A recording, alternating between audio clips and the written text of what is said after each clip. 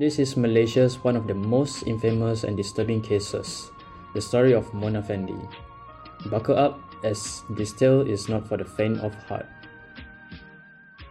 The story begins with a woman named Nur Mazna binti Ismail, better known as by her stage name Mona Fandey.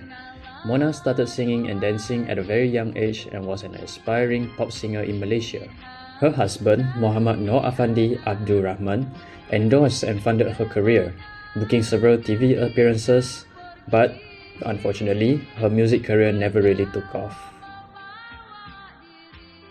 After her failing music career, Mona decided to rebrand herself as a witch doctor, also known as Bomoh in most parts of Indonesia, Malaysia, and Singapore.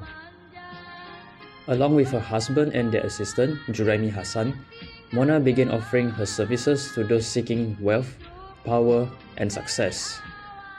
In the year 1993, a high-profile client, Dato' Mazlan Idris, a state assemblyman from Pahang, offering Mona a total of 500,000 ringgit Malaysia and a total of 10 land titles in exchange to gain position in the election.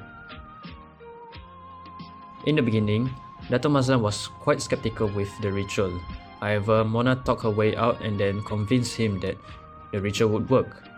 Hence, Dato' Mazlan paid a massive amount of money, which is 500,000 ringgit, upfront to Mona before beginning the ritual. July 1993, Mazlan arrived at Mona's house. Mona told Dato' Mazlan to lay down on the floor and close his eyes, as flowers were placed around him. Juraimi Hassan then beheaded Dato' Mazlan with an axe, before they dismembered him into 18 parts and buried it in a storeroom in Mona's unfinished property, and then covering the dismembered body parts with cement. During that time as well, after they have murdered Dato' Mazlan, the couple were reported to have gone on a shopping spree in Kuala Lumpur, where Mona have bought a new Mercedes-Benz, a new cell phone, and new furniture such as. She also checked into Tung Shin Hospital for plastic surgery on her face, forehead, and nose.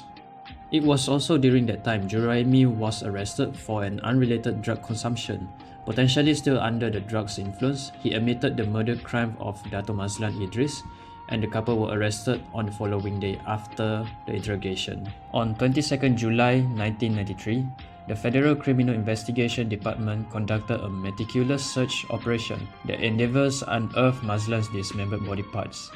The law enforcement also discovered an altar of keris, divinity statues, and an arsenal of blades and an axe in the area as well.